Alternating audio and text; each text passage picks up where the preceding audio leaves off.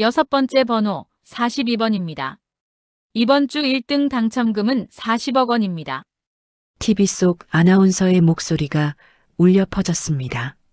만석은 손에 든 로또 복권을 보고 또 보며 믿을 수 없어 했습니다.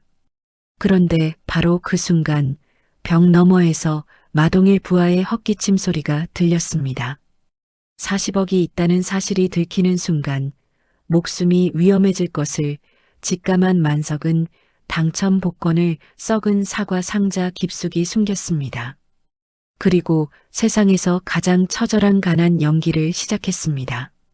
과연 이 위험한 줄타기의 끝은 어떻게 될까요? 오늘의 사연 시작합니다. 늦은 밤, 인적이 끊긴 시장 골목에는 가로등 하나만이 흔들리며 쓸쓸한 빛을 내뿜고 있었습니다. 강만석은 곰팡이가 슬어 상품 가치가 없는 사과들을 떨이로 팔고 있었습니다. 썩은 부분이 전체 과일의 절반을 차지하는 사과들이 나무 상자에 가득 담겨 있었죠. 하루 종일 앉아 있어도 손님은 고작 두세 명뿐이었고 그마저도 썩은 부분을 떼어내고 살 수 있느냐고 흥정만 하다 그냥 가버렸습니다.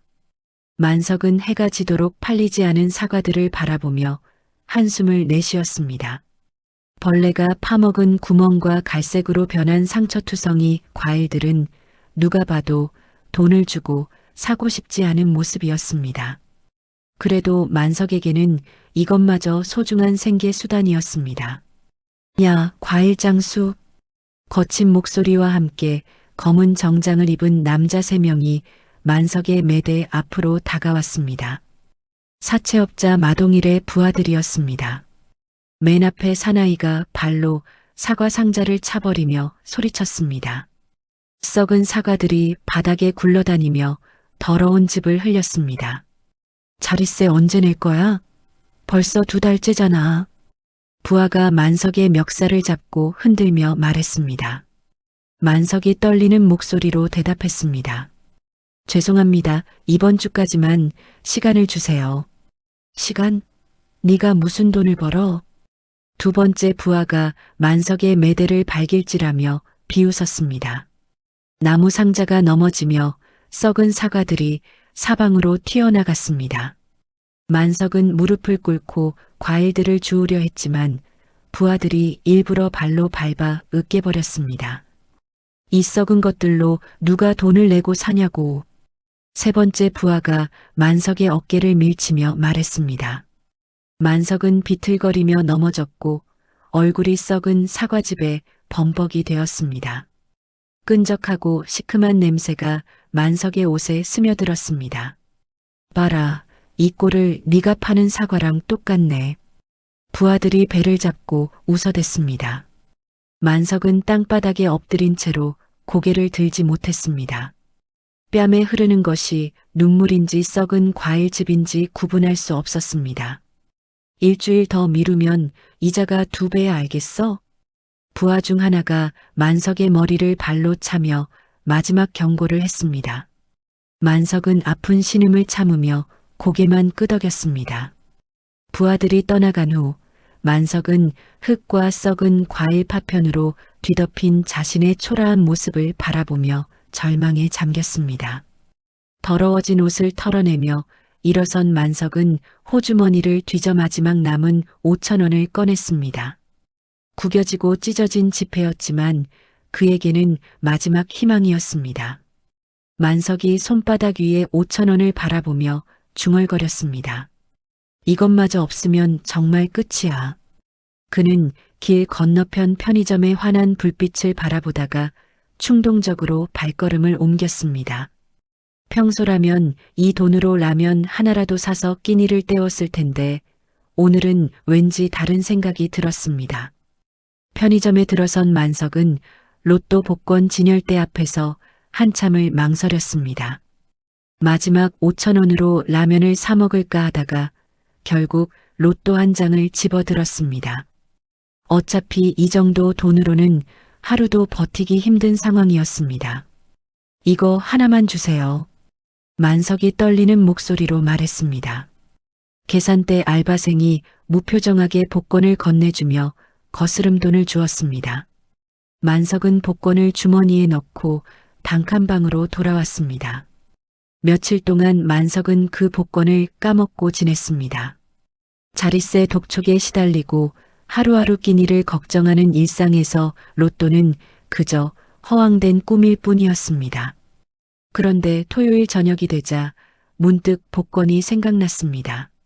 만석은 낡은 단칸방에서 라면 한 개로 저녁을 때우고 있었습니다. 벽에 곰팡이가 피어 있고 천장에서는 물이 뚝뚝 떨어지는 형편없는 방이었습니다. 벽시계가 저녁 8시를 가리키자 만석이 오래된 브라운관 TV를 켰습니다. 이번 주 로또 추첨을 시작하겠습니다. 아나운서의 또렷한 목소리와 함께 추첨기가 돌아가기 시작했습니다. 만석은 주머니에서 구겨진 로또 복권을 꺼내 들었습니다.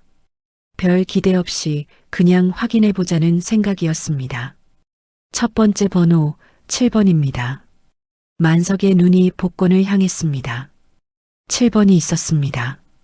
그냥 우연의 일치라고 생각했습니다. 두 번째 번호 14번입니다. 14번도 일치했습니다. 만석이 복권을 눈앞까지 가져다 대며 다시 한번 확인했습니다. 분명히 14번이 적혀 있었습니다. 세 번째 번호 21번입니다. 21번까지 맞았습니다.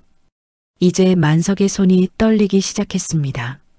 설마 하는 생각이 머릿속을 스쳐 지나갔습니다. 만석이 소파에서 일어나 TV 앞으로 다가갔습니다. 심장이 빠르게 뛰기 시작했고 입안이 바짝 말랐습니다. 네 번째 번호 28번입니다. 28번도 일치했습니다. 만석이 복권을 양손으로 꽉 쥐고 떨었습니다. 이제 정말로 가능성이 보이기 시작했습니다. 다섯 번째 번호 35번입니다.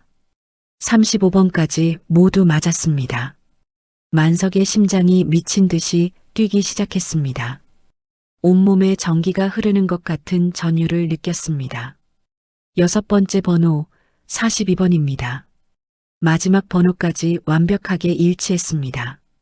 만석이 복권을 보고 또 보고 TV를 보고 다시 복권을 확인했습니다. 틀림없었습니다. 보너스 번호는 16번입니다. 이번 주 1등 당첨금은 40억 원입니다. 40억이라는 숫자가 만석의 머릿속에서 맴돌았습니다. 평생 상상해 본 적도 없는 거액이었습니다. 마동일에게 갚아야 할 빚은 고작 몇백만 원이었는데 그 수십 배가 넘는 돈이 갑자기 자신의 것이 되었다는 사실이 믿기지 않았습니다. 만석이 환호성을 지르려다가 벽 너머에서 들리는 소리에 멈춰 섰습니다. 옆방에 사는 마동일의 끈아풀 독사가 헛기침을 하는 소리였습니다. 그 순간 만석의 등골에 차가운 기운이 흘러내렸습니다.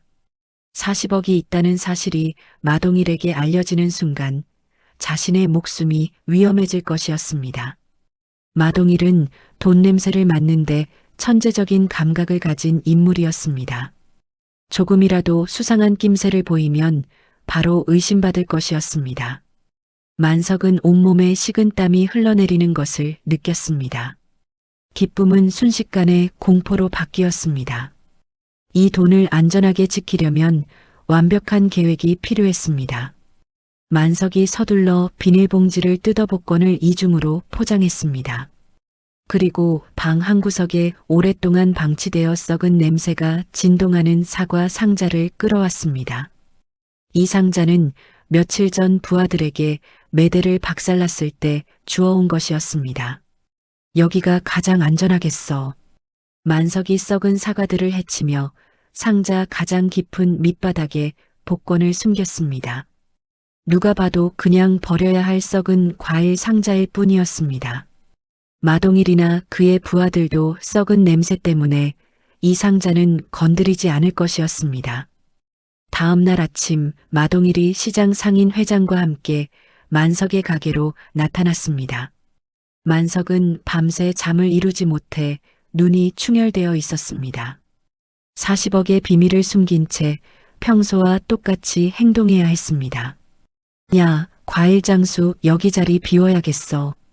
마동일이 담배를 입에 물고 말했습니다. 그의 눈빛은 언제나처럼 차갑고 날카로웠습니다. 재개발 들어간다고 했잖아. 얼른 짐 빼. 상인 회장이 고개를 끄덕이며 맞장구 쳤습니다. 만석은 무릎을 꿇으며 사정했습니다. 사장님, 제발 며칠만 더 시간을 주세요. 시간? 네가 무슨 돈을 벌어서 자릿세를 내겠다고? 마동일이 비웃으며 말했습니다. 만석이 마동일의 구두를 향해 고개를 숙였습니다. 제발 한 번만 더 기회를 주세요. 만석은 최대한 비굴하고 절망적인 목소리를 냈습니다. 마동일이 만석을 내려다보며 잠깐 망설였습니다. 만석의 눈빛에서 찰나의 순간 스쳐 지나간 묘한 여유가 이상했지만 워낙 초라한 모습이라 그냥 넘어갔습니다. 일주일만 더 줄게. 그때까지 못 내면 진짜 끝이야. 마동일과 상인 회장이 떠나간 후 만석은 혼자 남은 매대에 앉아 깊은 생각에 잠겼습니다. 40억을 안전하게 찾을 때까지는 완벽한 가난을 연기해야 했습니다. 조금이라도 의심받으면 모든 것이 끝날 것이었습니다. 그날 밤 만석은 거울 앞에 앉아 비굴한 표정을 연습했습니다. 더 초라하게, 더 절망적으로 만석이 자신에게 중얼거렸습니다. 거울 속의 자신은 정말로 비참해 보였습니다. 하지만 이제는 연기였습니다.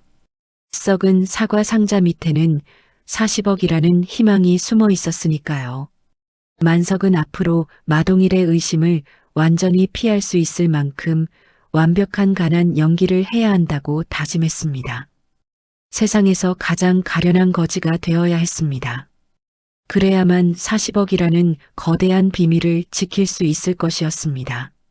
다음 날 아침 시장이 분주해지기 시작할 무렵 만석은 마동일 일당의 감시망을 피하기 위해 조심스럽게 움직였습니다. 당첨금을 현금화하지 않고 은행 금고에 넣어두려면 직접 은행에 가야 했지만 독사가 옆방에서 지켜보고 있어 함부로 움직일 수 없었습니다. 만석이 썩은 사과를 정리하는 척하며 주변을 살폈습니다. 독사는 여전히 골목 입구 담배가게 앞에서 신문을 읽는 척하며 자신을 감시하고 있었습니다. 만석은 평소보다 더 구부정한 자세로 걸으며 변두리 병원에 간다는 핑계를 댔습니다. 배가 아파서 병원에 다녀올게요. 만석이 옆 가게 아주머니에게 말했습니다.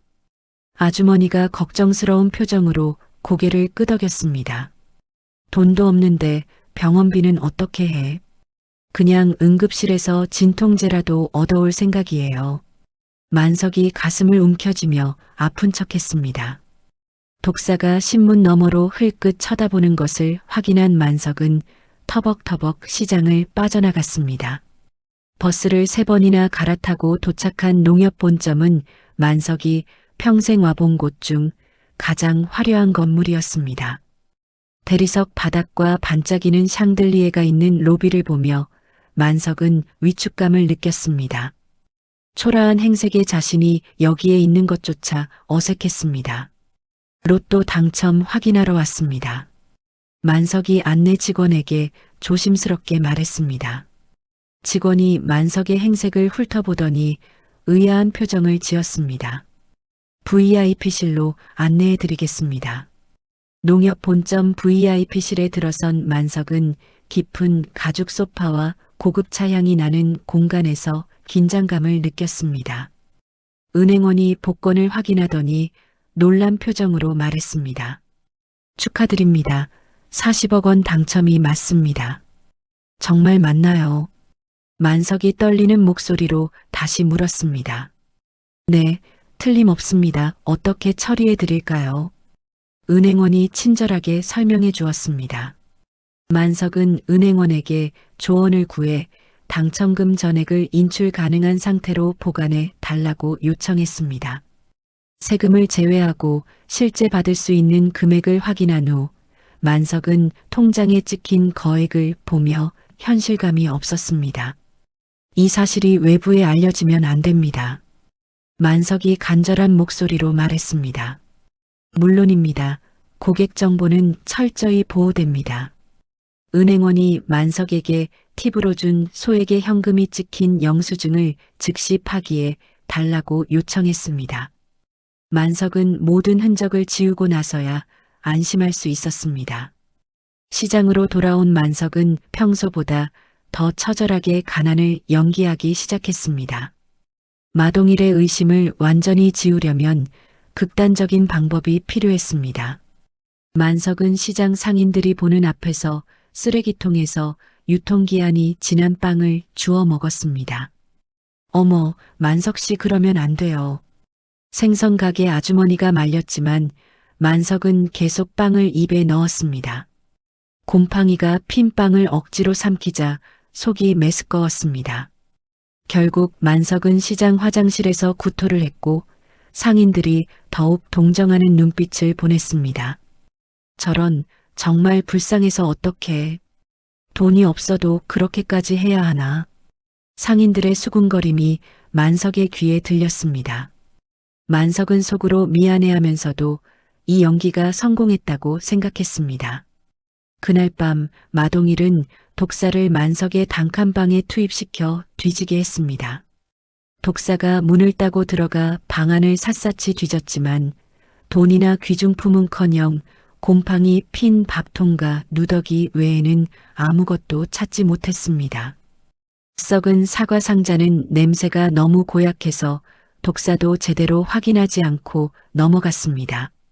정말 아무것도 없어. 독사가 마동일에게 보고했습니다. 그럼 진짜 거진의 쓸데없는 의심이었나? 마동일이 혀를 찼습니다. 만석의 완벽한 연기에 속아 넘어간 것입니다. 그러나 며칠 후 만석이 실수를 저질렀습니다. 은행에서 복권을 환전한 후 거슬러 받은 5만 원권 현금 뭉치를 과일 상자 틈에 떨어뜨린 것입니다. 마동일의 신복인 생선 가게 주인이 우연히 이를 발견했습니다. 이게 뭐야? 생선 가게 주인이 돈뭉치를 집어들며 눈을 동그랗게 떴습니다. 5만 원권이 여러 장 묶여 있었습니다. 만석아, 이게 뭐야? 생선 가게 주인이 돈뭉치를 흔들며 다가왔습니다. 만석은 순간 얼굴이 새하얘졌지만 재빨리 눈물을 흘리며 호소했습니다. 그거 제가 길에서 주운 거예요. 길에서 주웠다고. 네, 진짜예요. 어제 길가에 떨어져 있길래 주웠어요. 만석이 악착같이 변명했습니다. 아, 정말 그런 거야. 그럼 이 돈으로 빚이라도 갚지 그래. 생선 가게 주인이 돈뭉치를 만석에게 건네줬습니다. 만석은 눈물을 훔치며 고마워했지만 속으로는 아찔함을 느꼈습니다. 하지만 생선 가게 주인은 마동일에게 이 사실을 보고했습니다. 사장님, 만석이가 돈뭉치를 가지고 있더라고요. 마동일이 귀를 쫑긋 세웠습니다. 돈뭉치라고. 네, 5만 원권이 여러 장 묶여 있었어요. 마동일은 생선 가게 주인으로부터 만석이 거액의 현금을 가지고 있었다는 첩보를 입수하고 만석에게 숨겨둔 꽁돈이 있을 것이라 확신했습니다. 그동안의 가난 연기가 모두 거짓일 수도 있다는 생각이 들었습니다. 다음 날 마동일은 만석의 매대로 찾아와 발길질을 했습니다. 야, 과일장수 네가 숨긴 돈 있지. 무슨 말씀이세요? 어제 5만 원권 뭉치 봤다며. 만석이 당황하며 변명했습니다. 그건 정말 주운 거예요. 주었다고 누가 믿어. 네가 어디서 그런 돈을 주워. 마동일이 만석의 상자들을 하나씩 뒤지기 시작했습니다. 썩은 사과 상자에 손을 대려다가 고약한 냄새에 찡그리며 손을 뗐습니다. 네가 숨긴 돈, 네가 가진 가치보다 10배는 더 비싼 대가를 치러야 찾을 수 있을 거다. 마동일이 만석의 멱살을 잡고 경고했습니다. 만석은 겁에 질린 표정으로 고개를 저었습니다. 정말 없어요, 사장님. 거짓말하지 마. 나는 돈 냄새를 맡는데 천재야. 마동일이 만석을 밀쳐내고 떠났지만 의심의 눈초리는 더욱 날카로워졌습니다. 밤늦게 집에 돌아온 만석은 썩은 사과 상자 속 복권을 꺼내보며 한숨을 내쉬었습니다. 작은 실수 하나가 모든 계획을 망칠 뻔했습니다. 앞으로는 더욱 조심해야 했습니다. 가난 연기를 최고 수준으로 끌어올려야 해. 만석이 자신에게 다짐했습니다. 당첨금의 안전을 위해서라면 어떤 굴욕이라도 감수해야 했습니다. 마동일의 의심을 완전히 지우기 전까지는 절대 방심할 수 없었습니다. 만석은 거울을 보며 더욱 비참하고 절망적인 표정을 연습했습니다. 40억이라는 거대한 비밀을 지키기 위해 그는 세상에서 가장 가련한 거지가 되어야 했습니다. 일주일 후 시장 재개발 설명회가 열린 마을회관은 상인들의 불안한 웅성거림으로 가득했습니다. 만석은 구석진 자리에 앉아 주변을 살피며 긴장하고 있었습니다. 마동일의 압박이 계속되던 가운데 새로운 위협이 나타날 조짐이 보였기 때문입니다. 회관 정면으로 검은 고급 승용차 한 대가 들어섰습니다. 차에서 내린 남자는 값비싼 정장을 입고 있었고 손에는 고급 서류 가방을 들고 있었습니다. 그의 이름은 최 실장이었습니다. 안녕하세요, 여러분. 저는 도시재개발 전문 용역업체에서 나온 최 실장입니다. 최 실장이 단상에 올라 마이크를 잡고 말했습니다. 그의 목소리는 차갑고 사무적이었지만 어딘가 교활한 느낌이 들었습니다. 이번 재개발 사업으로 여러분 모두 더 나은 환경에서 장사하실 수 있게 됩니다. 상인들 사이에서 의구심 어린 목소리들이 나왔습니다. 보상은 얼마나 주는 거야? 우리가 다른 데 가서 장사할 수 있게 해줄 거야. 최 실장이 손을 들어 정적을 만들었습니다. 보상 문제는 개별 상담을 통해 해결하겠습니다. 합리적인 선에서 조정하겠다는 말씀입니다.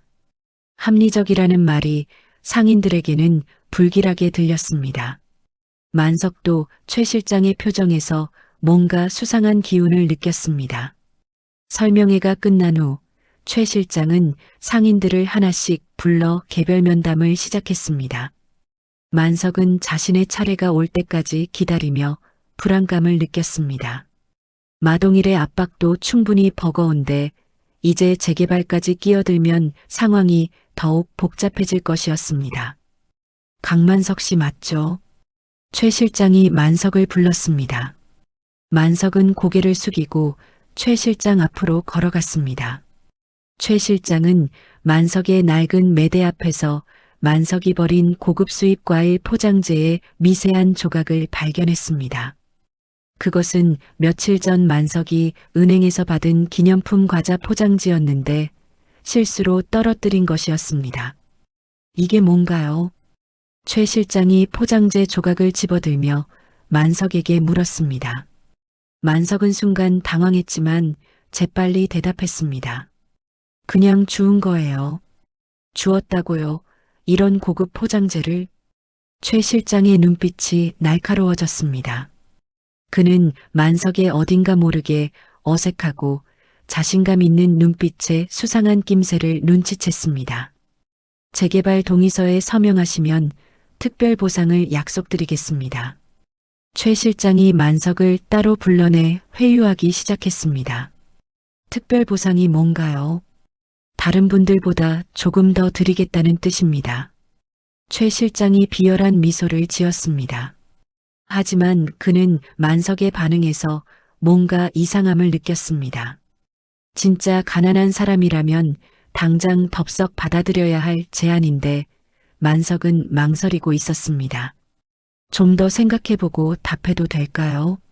만석이 조심스럽게 말했습니다. 물론이죠. 하지만 너무 오래 끌면 기회가 사라질 수도 있어요. 최 실장이 경고의 메시지를 담아 말했습니다.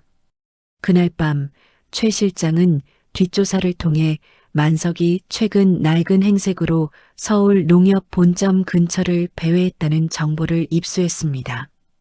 사설 탐정을 통해 얻은 정보였는데 CCTV에 찍힌 만석의 모습이 확실했습니다. 농협 본점에 왜 갔을까? 최 실장이 의미심장하게 중얼거렸습니다. 그는 만석의 단칸방에 은밀하게 몰래카메라를 설치할 계획을 세웠습니다. 다음 날 저녁 만석은 집에 돌아와 자신의 방구석에 쌓여있던 물건들이 미세하게 위치가 바뀌어 있는 것을 감지했습니다. 오래된 책들의 순서가 바뀌어 있었고 벽에 걸린 달력이 살짝 틀어져 있었습니다. 누군가 들어왔다. 만석이 긴장하며 방안을 살폈습니다. 외부인의 침입을 직감하며 극도의 불안감을 느꼈습니다. 혹시 마동일의 부하들이 다시 온 것인지 아니면 다른 누군가인지 알 수 없었습니다. 만석은 썩은 사과 상자를 확인했습니다. 다행히 복권은 그대로 있었지만 상자 주변의 먼지 패턴이 살짝 달라져 있었습니다. 누군가 가까이 왔다가 냄새 때문에 포기한 것 같았습니다. 며칠 후 마동일은 최 실장과 만석의 접촉 사실을 알아냈습니다. 독사가 시장에서 정보를 수집해 보고한 것이었습니다. 최 실장이라는 놈이 만석이와 뭔가 거래하고 있어 독사가 마동일에게 보고했습니다. 거래라고 재개발 관련해서 따로 만나서 이야기하더라고요. 마동일은 만석이 자신을 배신하고 최 실장과 손잡은 것은 아닌지 의심하기 시작했습니다. 만석의 거짓 가난에 대한 확신이 더욱 강해졌습니다. 그놈이 나를 속이고 있어. 마동일이 이를 갈며 말했습니다. 다음 날 만석이 가게를 정리하고 있을 때 최 실장이 불쑥 나타났습니다. 혹시 가족들 몰래 좋은 영양제를 드시고 있지는 않습니까? 최 실장이 비열한 미소를 지으며 만석을 압박했습니다. 무슨 말씀인지 모르겠는데요. 만석이 당황하며 대답했습니다. 최근에 안색이 많이 좋아지신 것 같아서요. 최 실장은 만석이 숨겨둔 돈이 거액임을 직감하고 있었습니다. 그는 이 사실을 마동일에게 폭로하겠다고 협박하며 만석을 궁지로 몰아넣었습니다. 마동일 사장님께 재미있는 이야기를 해드려야겠네요. 제발 그러지 마세요. 만석이 간절하게 애원했습니다. 그럼 제 제안을 받아들이세요. 최 실장이 만석의 돈을 이용해 자신의 재개발 사업에 투자하도록 종용했습니다. 투자라니요. 당신이 가진 자금으로 더 큰 수익을 만들어 드리겠다는 겁니다. 궁지에 몰린 만석은 최 실장에게 굴복하는 척하며 대답했습니다. 알겠습니다. 하지만 저도 정보를 알아야 투자를 결정할 수 있지 않겠어요. 무슨 정보 말입니까? 회의 내용이나 계획 같은 걸 공유해 주시면 좋겠어요. 만석이 최 실장의 계획에 동참하는 대신 자신도 정보를 얻을 수 있도록 요구했습니다. 최 실장은 만석의 제안이 합리적이라고 생각했습니다. 좋습니다. 하지만 먼저 당신의 성의를 보여주세요. 만석은 최 실장에게 자신을 믿게 하기 위해 소액의 현금 뭉치를 건네줬습니다. 이게 전부입니다. 더는 없습니다. 만석이 거짓말을 했습니다. 최 실장은 돈 뭉치를 받으며 만족스러워했습니다. 역시 제 눈이 맞았네요. 앞으로 잘 협력해 봅시다. 최 실장이 떠난 후 만석은 속으로 그들을 역이용할 치밀한 반격을 설계하기 시작했습니다. 이제 진짜 게임이 시작되는 것이었습니다. 40억이라는 무기를 가진 만석에게는 승산이 있었습니다.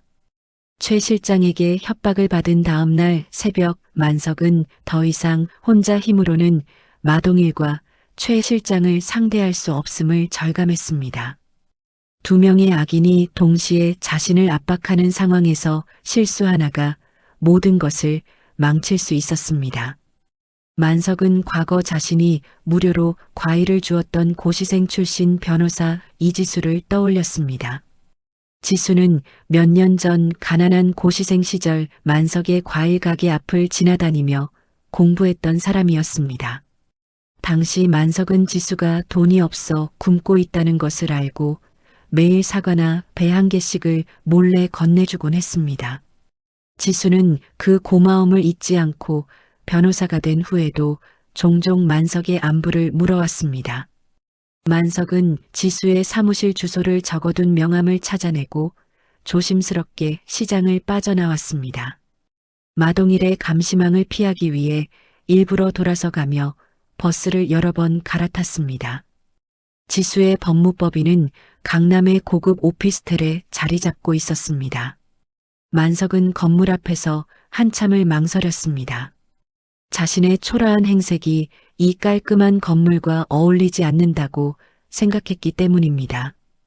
이지수 변호사님 계신가요? 만석이 접수처 직원에게 조심스럽게 물었습니다. 성함과 용건을 말씀해 주세요. 강만석이라고 하는데 개인적인 일로 뵙고 싶어서요. 접수 직원이 내선 전화를 걸어 확인한 후 안내했습니다. 지수는 만석의 초라한 행색에도 불구하고 그를 따뜻하게 맞이했습니다.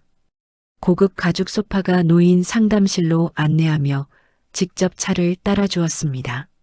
만석 형, 오랜만이에요. 그런데 많이 힘들어 보이시는데요. 지수가 걱정스러운 표정으로 말했습니다.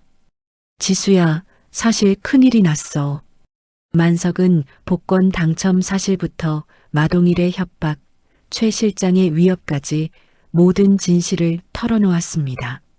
지수는 만석의 이야기를 듣고 심각한 표정을 지었습니다. 40억 원이요, 정말입니까? 응, 이게 당첨 복권이야. 만석이 비닐봉지에서 복권을 꺼내 보여주었습니다. 지수가 복권을 확인하고 놀라워했습니다. 하지만 형, 이 돈이 오히려 형의 생명을 위협하는 독이 될 수 있어요. 지수가 만석에게 경고했습니다. 그래서 도움이 필요해. 혼자서는 감당할 수 없어. 일단 안전하게 자금을 세탁하고 운용할 수 있는 합법적 유령 회사를 설립해야겠어요.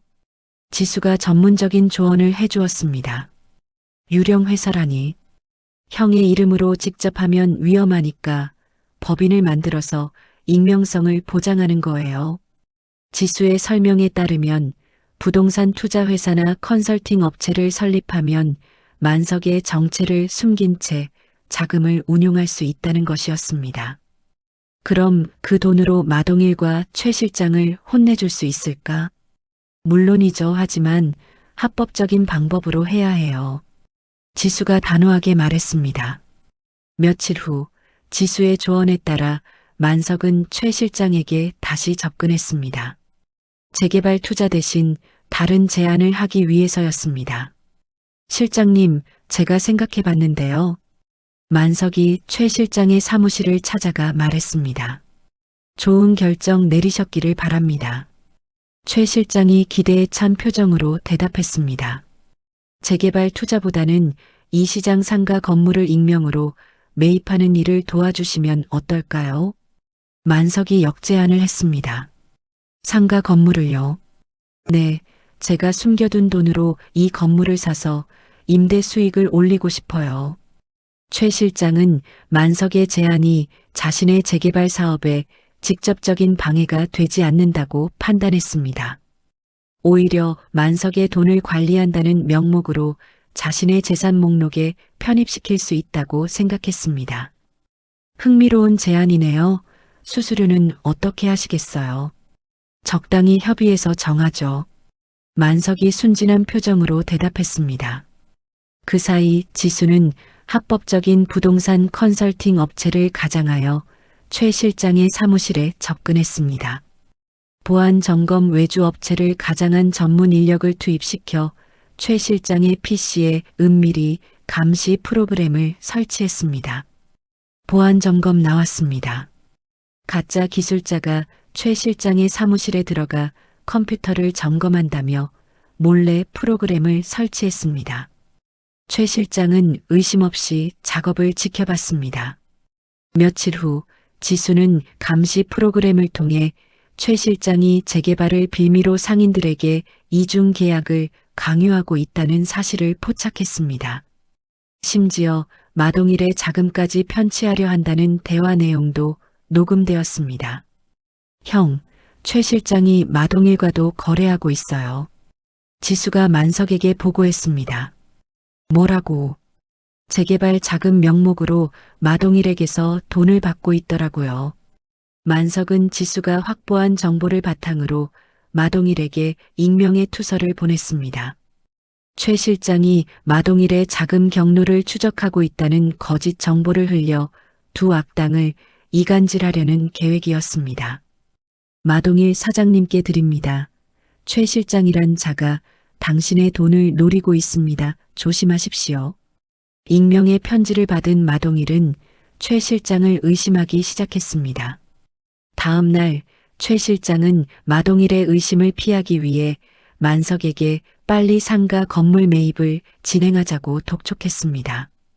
서둘러야 합니다. 기회를 놓치면 안 되거든요. 최 실장이 조급해하며 말했습니다. 알겠습니다. 준비해 보겠어요. 만석은 자신의 복수가 코앞에 다가왔음을 느끼며 속으로 쾌재를 부렸습니다. 그날 밤 만석은 낡은 단칸방에서 거울을 보며 그간 연습했던 비굴한 표정 대신 단호하고 차가운 사업가의 눈빛을 연습했습니다. 이제 반격의 시나리오가 완성되었습니다. 지수라는 든든한 조력자를 얻은 만석에게는 승리에 대한 확신이 있었습니다. 이제 진짜 게임을 시작하자. 만석이 거울 속 자신에게 속삭였습니다. 한 달 뒤 시장 상가 건물 앞에는 새로운 건물주 변경 공고가 붙어 있었습니다. 만석이 지수의 도움으로 설립한 유령회사 동방투자개발이 시장 상가 건물을 통째로 매입했다는 내용이었습니다. 상인들은 이른 아침부터 공고문 앞에 모여 웅성거렸습니다. 동방투자개발이 어디야? 처음 들어보는 회사네. 새 건물주가 우리를 쫓아낼까봐 걱정이야. 마동일과 최 실장은 이 소식을 듣고 충격에 빠졌습니다. 두 사람 모두 이 건물의 매입 정보를 전혀 파악하지 못했기 때문이었습니다. 이게 대체 무슨 일이야? 마동일이 최 실장에게 화를 내며 소리쳤습니다. 저도 몰랐어요. 갑자기 이런 일이.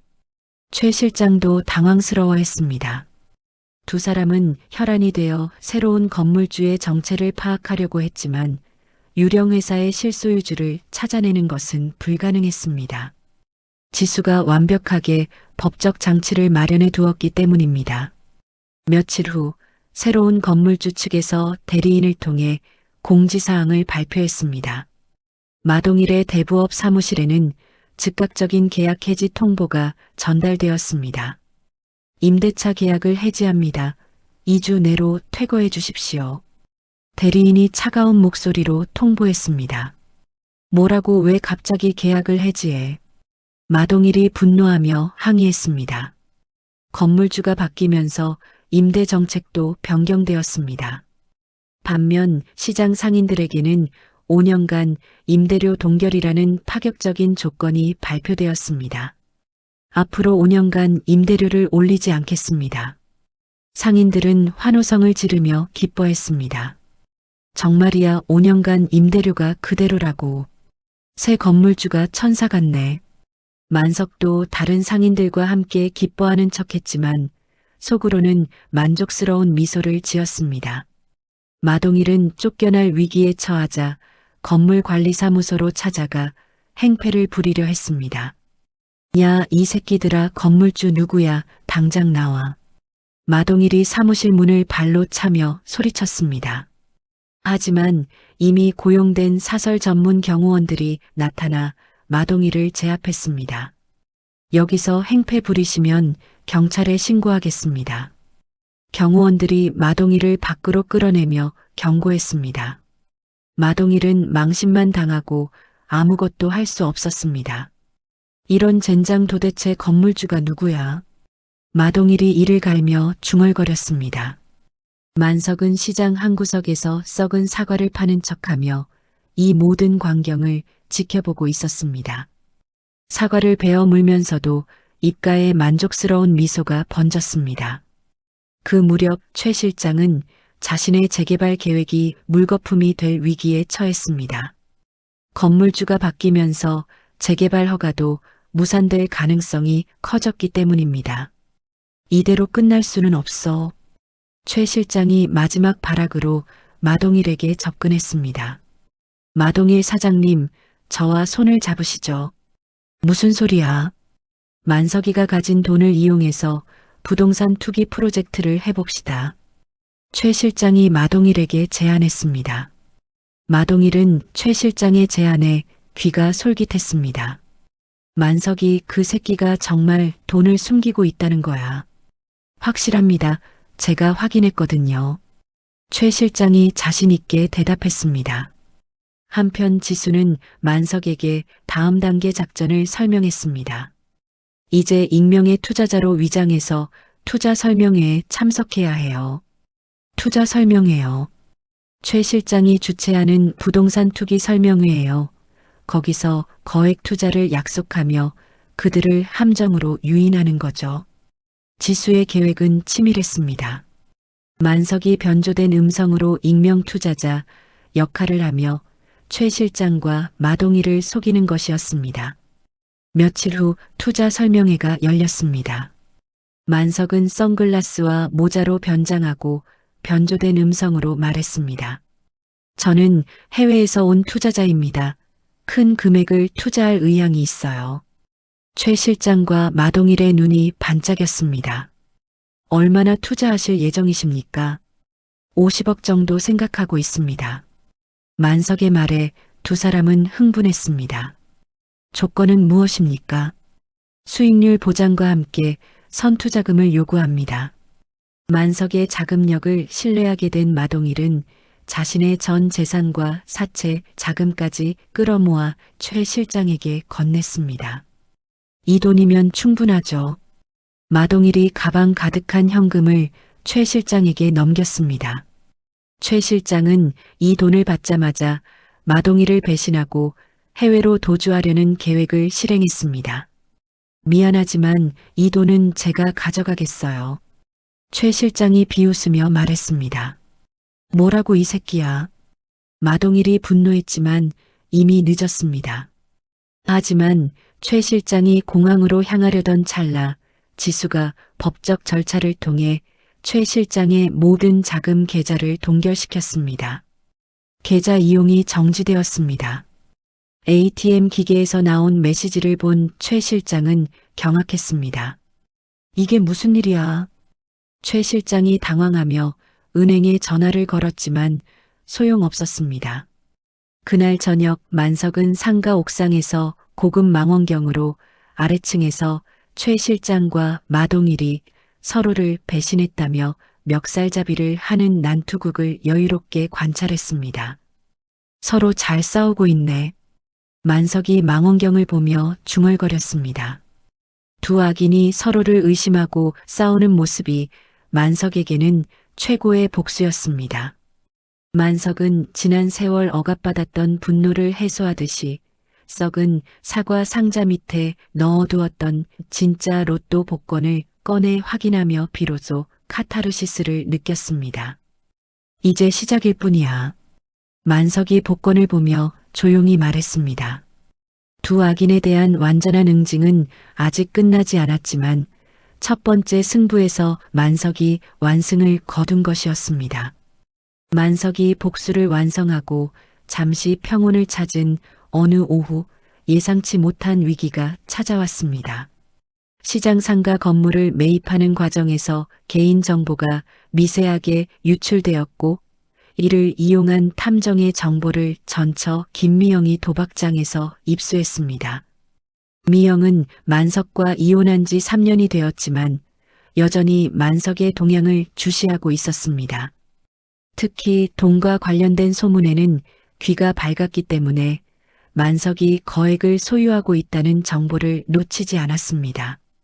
강만석이 40억을 가지고 있다고. 미영이 탐정에게 받은 정보를 보며 눈이 번뜩였습니다. 그동안 가난하게 살던 전 남편이 갑자기 부자가 되었다는 사실이 믿기지 않으면서도 탐욕이 솟아올랐습니다. 다음 날 미영은 화려하지만 천박한 붉은색 원피스를 입고 시장에 나타났습니다. 짙은 화장과 가짜 브랜드 가방을 들고 나타난 그녀의 모습은 시장 상인들의 시선을 끌었습니다. 어머, 미영 씨 아냐? 만석이 전부인 맞네. 왜 갑자기 나타났지? 상인들이 수군거리는 가운데 미영은 만석의 매대로 곧장 걸어갔습니다. 오빠, 오랜만이에요. 미영이 일부러 애교스러운 목소리로 인사했습니다. 만석은 미영을 보자 얼굴이 굳어졌습니다. 왜 여기 왔어? 그렇게 차갑게 굴지 말아요. 지훈이 일 때문에 왔어요. 미영이 눈물을 글썽이며 말했습니다. 지훈이가 어떻게 됐는데? 만석이 긴장하며 물었습니다. 아들 이야기만 나오면 만석은 어떤 이성도 잃어버렸습니다. 희귀병에 걸렸어요. 당장 수술비가 필요해요. 미영이 거짓 눈물을 흘리며 연기했습니다. 희귀병이라고 무슨 병이야? 의사가 어려운 말로 설명해서 잘 모르겠지만 수술 안 하면 위험하대요. 미영이 핸드폰에서 지훈의 사진을 보여주었습니다. 건강해 보이는 지훈의 모습이었지만 미영은 병원에서 찍었다고 거짓말했습니다. 만석은 아들의 사진을 보고 심장이 무너지는 것 같았습니다. 지금까지 자신이 가난을 연기하느라 아들을 제대로 돌보지 못했다는 죄책감이 몰려왔습니다. 수술비가 얼마나 들어? 3억 정도 필요해요. 미영이 터무니없는 금액을 말했습니다. 3억이라고. 네, 특수수술이라서 비싸요. 오빠가 도와주지 않으면 우리 지훈이가. 미영이 말을 마치지 못하고 울음을 터뜨렸습니다. 만석은 미영의 속셈을 의심하면서도 아들 생각에 이성적인 판단을 내리지 못했습니다. 지수에게 비밀리에 준비해둔 비상금을 인출해달라고 연락하려 했습니다. 잠깐만, 내가 알아볼게. 만석이 휴대폰을 꺼내려는 순간 지수가 나타났습니다. 지수는 미영의 뒤를 미행해서 시장까지 따라온 것이었습니다. 형, 이분이 누구세요? 지수가 미영을 경계하며 물었습니다. 아, 내 전처야. 안녕하세요. 지수님이시죠? 오빠한테 이야기 많이 들었어요. 미영이 가식적으로 인사했습니다. 지수는 재빨리 미영의 뒤를 조사했습니다. 사설 탐정을 통해 미영이 도박 빚에 시달리며 아들의 병을 과장하고 있음을 알아냈습니다. 형, 잠깐 따로 얘기해요. 지수가 만석을 옆으로 데려가며 속삭였습니다. 미영 씨가 거짓말하고 있어요. 지훈이는 건강해요. 뭐라고?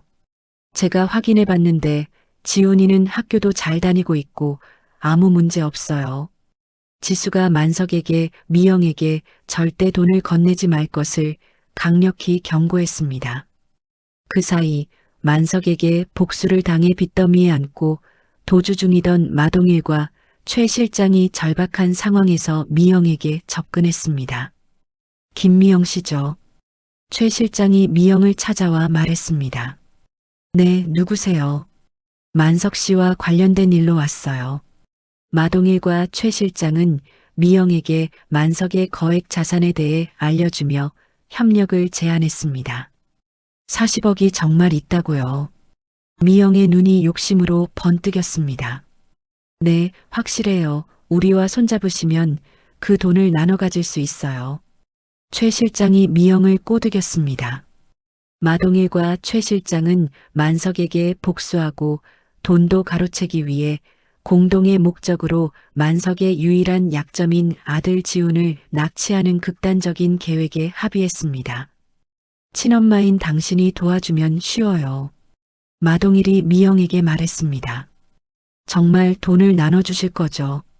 물론이죠. 3분의 1은 당신 몫이에요. 미영은 돈에 눈이 멀어 친아들을 이용하는 계획에 동참하기로 했습니다. 다음 날 오후 만석은 지훈의 하교 시간에 맞춰 학교 앞에서 기다리고 있었습니다. 오랜만에 아들을 보고 싶어서 깜짝 선물을 준비했습니다. 하지만 학교 문 앞에는 지훈이 나오지 않았습니다. 만석이 기다려도 지훈의 모습이 보이지 않았습니다. 지훈아. 만석이 학교 안을 들여다보며 아들을 찾았습니다. 그때 바닥에 떨어진 지훈의 운동화 한 짝을 발견했습니다. 지훈이 신발이야. 만석이 운동화를 집어들며 불안감에 떨었습니다. 자신이 가장 소중히 여겼던 희망이 사라졌음을 직감했습니다. 지훈아 어디 있어? 만석이 절규하며 아들을 찾아 헤맸습니다. 곧바로 만석의 휴대폰에 전화가 걸려왔습니다. 여보세요. 아빠. 지훈의 울음 섞인 목소리가 들려왔습니다. 지훈아 너 어디 있어? 모르겠어요. 무서워요 아빠. 그 순간 전화기를 누군가 빼앗는 소리가 들렸습니다. 강만석? 마동일의 비열한 목소리가 전화기 너머로 들려왔습니다. 이 새끼야, 내 아들을 어떻게 한 거야? 만석이 이성을 잃고 소리쳤습니다. 현금 50억을 준비해서 자정까지 폐공장으로 와 안 오면 내 아들이 어떻게 될지 몰라. 마동일이 협박했습니다. 만석은 온몸이 떨리며 절망감에 빠졌습니다. 모든 돈을 잃더라도 아들만은 구해야 했습니다. 만석은 당첨금과 지수가 불려준 수익금까지 전부 여행용 가방에 담기 시작했습니다. 하지만 만석은 돈 가방 안에 GPS 추적기와 녹음 장치를 은밀히 설치했습니다. 이 위기를 마지막으로 모든 악의 고리를 끊어낼 최후의 함정을 준비한 것이었습니다. 이번이 마지막이야. 만석이 이를 악물며 중얼거렸습니다.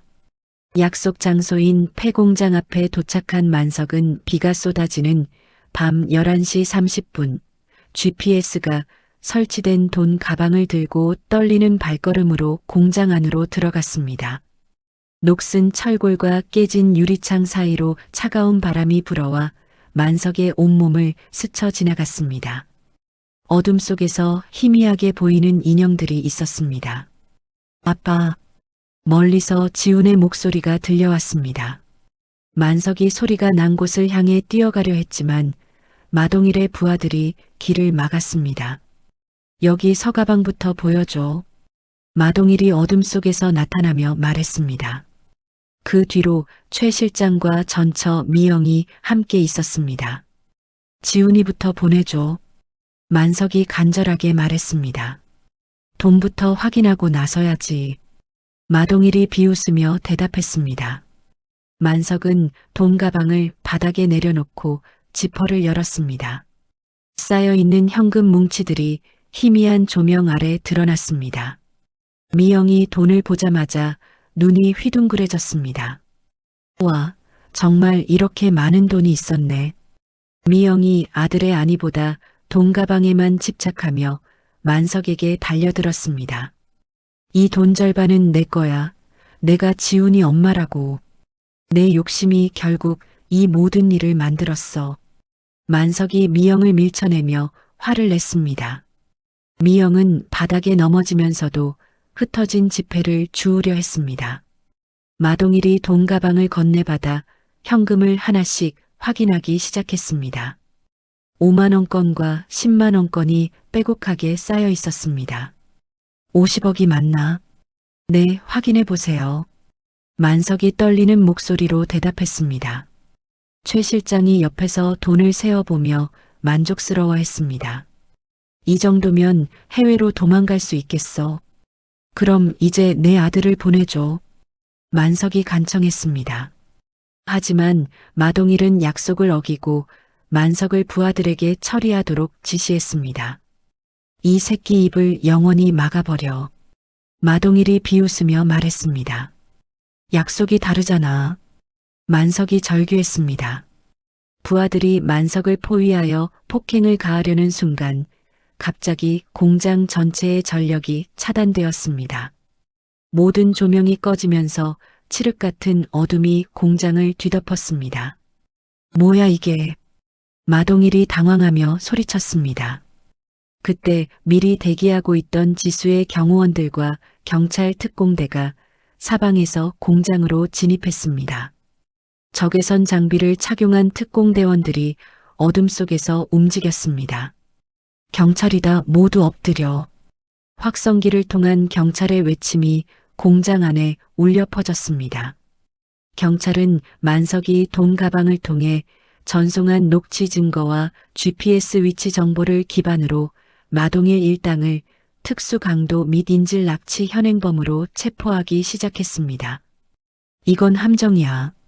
최 실장이 깨달으며 소리쳤습니다. 당황한 최 실장은 뒷문으로 도주하려 했지만 만석이 미리 설치해둔 그물 함정에 걸려들어 바닥에 넘어졌습니다. 으아! 최 실장이 그물에 엉켜 허우적거렸습니다. 마동일은 지훈을 인질로 잡고 최후의 저항을 시도했습니다. 가까이 오지 마, 이해를 해칠 거야. 마동일이 지훈의 목을 붙잡고 위협했습니다.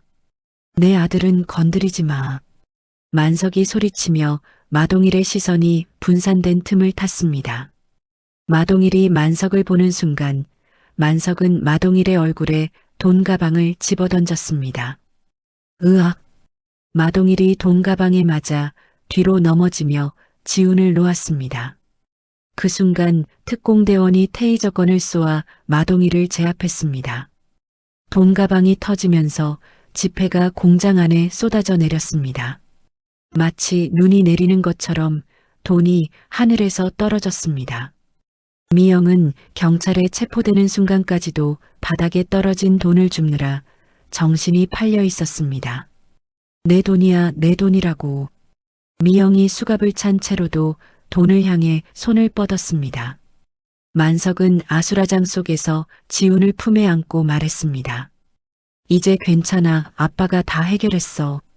아빠 무서웠어요. 지훈이 아빠의 품에서 참았던 울음을 터뜨렸습니다. 만석은 지훈을 꼭 안으며 눈물을 흘렸습니다. 40억보다 소중한 아들을 되찾은 기쁨이 가슴에 벅차올랐습니다. 경찰에 연행되는 마동일, 최 실장, 그리고 미영을 차가운 눈빛으로 응시하며 만석은 이 모든 악의 연결고리가 끊어졌음을 확인했습니다. 이제 정말 끝났어. 만석이 지훈을 안으며 중얼거렸습니다. 지수가 나타나 만석에게 다가왔습니다. 형, 모든 게 해결됐어요. 고마워 지수야, 너 없었으면 어떻게 됐을지. 만석이 지수에게 감사 인사를 했습니다.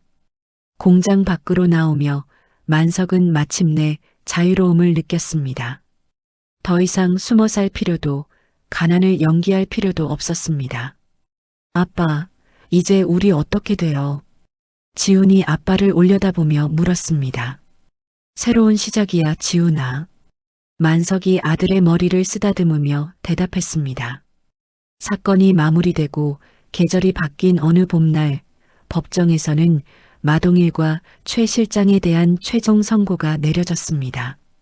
인질 납치 및 강도 혐의로 마동일은 징역 12년, 최 실장은 징역 10년의 중형을 선고받았습니다. 전처 미영은 아동 학대 및 공범 혐의로 징역 3년을 선고받아 지훈의 양육권은 만석에게 완전히 귀속되었습니다. 만석은 법정을 나서며 후련함과 동시에 새로운 삶에 대한 기대감을 느꼈습니다. 지훈이 만석의 손을 꼭 잡고 함께 걸으며 말했습니다. 아빠, 이제 정말 우리만 살 수 있어요. 그래, 지훈아, 이제부터는 숨어 살지 않아도 돼. 만석이 아들의 머리를 쓰다듬으며 대답했습니다. 며칠 후, 만석은 지수에게 지시하여 자신이 익명으로 매입했던 시장 상가 건물을 시장 상인회에 영구 기부했습니다. 법적 절차를 통해 건물 소유권이 상인회로 이전되면서 상인들의 삶의 터전이 완전히 안정되었습니다. 정말 기부한다고요? 상인회장이 믿을 수 없다는 표정으로 물었습니다. 네, 조건 없는 기부입니다. 앞으로 상인분들이 안정적으로 장사하실 수 있도록 하세요. 지수가 대리인 자격으로 서류를 전달하며 설명했습니다. 만석의 익명 기부 소식에 시장 상인들은 열광했습니다. 누가 이런 선행을 베풀었는지 궁금해했지만 알 수 없었습니다. 도대체 누가 이런 일을 해준 거야? 정말 천사 같은 사람이 있구나. 우리 같은 서민을 위해 수십억을 기부하다니. 상인들이 감격에 겨워 눈물을 흘렸습니다. 만석은 끝까지 자신의 정체를 숨긴 채 낡은 과일 리어카를 조용히 정리했습니다. 썩은 사과들을 마지막으로 치우며 그동안의 힘들었던 시간을 되돌아보았습니다. 이제 정말 안녕이야. 만석이 빈 리어카를 바라보며 중얼거렸습니다. 며칠 후 지수는 깔끔한 정장 차림으로 만석을 찾아와 새로운 신분증과 여권, 그리고 세금 처리가 완료된 깨끗한 자금이 담긴 통장을 건네주었습니다. 형, 모든 절차가 끝났어요. 이제 당당하게 새로운 삶을 시작하세요. 지수가 만석에게 서류들을 전달하며 말했습니다. 지수야, 정말 고마워. 당신의 도움으로 비로소 가난 연기가 아닌 사람다운 삶을 시작할 수 있게 되었어. 만석이 지수에게 깊은 감사를 표하며 굳게 악수했습니다. 형이 옛날에 저에게 베풀어 주신 따뜻함을 돌려드린 것뿐이에요. 지수가 미소를 지으며 대답했습니다. 만석은 새로운 집으로 이사를 준비했습니다. 곰팡이가 핀 단칸방을 청소하며 썩은 사과 상자를 마지막으로 확인했습니다. 그 속에는 이제 아무것도 남아있지 않았습니다. 건강을 회복한 아들 지우는 환한 미소를 지으며 만석에게 다가와 물었습니다. 아빠, 우리 이제 진짜 부자예요. 지우나, 아니야. 이제야 비로소 마음이 가난하지 않은 사람이 된 거야. 만석이 의미 깊게 대답했습니다. 마음이 가난하지 않다는 게 뭐예요? 다른 사람을 도울 수 있고 정직하게 살 수 있고 무엇보다 너와 함께 당당하게 살 수 있다는 뜻이야. 지훈이 아빠의 말을 듣고 고개를 끄덕였습니다. 만석은 낡은 트럭 대신 새로 마련한 하얀색 캠핑카에 시동을 걸었습니다. 뒷좌석에는 여행용 짐들과 지훈의 장난감들이 정리되어 있었습니다. 우리 어디로 가는 거예요? 어디든 갈 수 있어. 이제는 자유니까. 만석이 지훈에게 대답하며 운전석에 앉았습니다. 만석은 마지막으로 시장 뒤편에서 썩은 사과 상자를 태웠습니다. 불길이 상자를 집어삼키며 모든 불행했던 과거를 태워버렸습니다. 검은 연기가 하늘로 올라가며 사라졌습니다. 이제 정말 새로운 시작이야. 만석이 쟤를 바라보며 말했습니다. 지훈과 함께 캠핑카에 올라탄 만석은 시장 골목을 천천히 빠져나갔습니다. 상인들이 손을 흔들며 배웅해 주었지만 그들은 만석이 자신들의 은인이라는 사실을 끝까지 알지 못했습니다. 캠핑카가 도시를 벗어나 탁 트인 해안도로를 달리기 시작했습니다. 창밖으로는 푸른 바다가 펼쳐져 있었고 하늘에는 흰 구름이 떠 있었습니다. 라디오에서는 아직도 미수령된 로또 당첨금에 대한 뉴스가 흘러나왔습니다. 지난달 당첨된 40억 원 로또 복권이 아직 찾아가지 않아 화제가 되고 있습니다. 만석과 지훈이 라디오 소리를 듣고 서로 바라보며 크게 웃었습니다. 아빠, 그 사람 정말 바보네요. 그러게 말이야. 만석이 지훈과 함께 웃으며 대답했습니다. 캠핑카는 붉게 물든 노을을 향해 달려갔습니다. 백미러에 비친 도시의 불빛들이 점점 멀어져 갔습니다. 누구보다 가난했던 과일 장수의 비밀은 영원히 감춰진 채 아버지와 아들의 새로운 희망의 여정이 시작되었습니다. 지훈아, 우리 여행 어디부터 갈까? 아빠가 가고 싶은 곳이면 어디든 좋아요. 만석은 아들과 함께 자유로운 미래를 향해 달려가며 진정한 행복을 느꼈습니다. 40억이라는 숫자보다 훨씬 값진 것을 얻은 것이었습니다. 만석의 이야기는 우리에게 진정한 부의 의미가 무엇인지 생각해 보게 합니다. 40억이라는 거액보다 더 소중했던 것은 아들과의 사랑이었고, 돈에 눈이 멀지 않고 다른 사람을 도울 줄 아는 마음이었습니다. 가난했지만 고시생에게 과일을 나눠주던 만석의 선한 마음이 결국 지수라는 든든한 조력자를 만들어 주었고, 마침내는 자신을 괴롭혔던 악인들을 물리치는 힘이 되었습니다. 그리고 마지막에는 시장 상인들에게 건물을 기부하며 진정한 부자의 품격을 보여주었죠. 썩은 사과 상자 밑에 숨겨졌던 40억의 비밀은 이제 아무도 모르는 채로 영원히 묻혔지만, 만석과 지우는 돈보다 훨씬 값진 자유와 행복을 찾았습니다. 때로는 감춰야 할 비밀이 우리를 더 강하게 만들어주기도 하는 것 같습니다. 이야기를 끝까지 들어주신 분이 계시다면 잘 들었다고 댓글 하나만 남겨주세요. 감사합니다.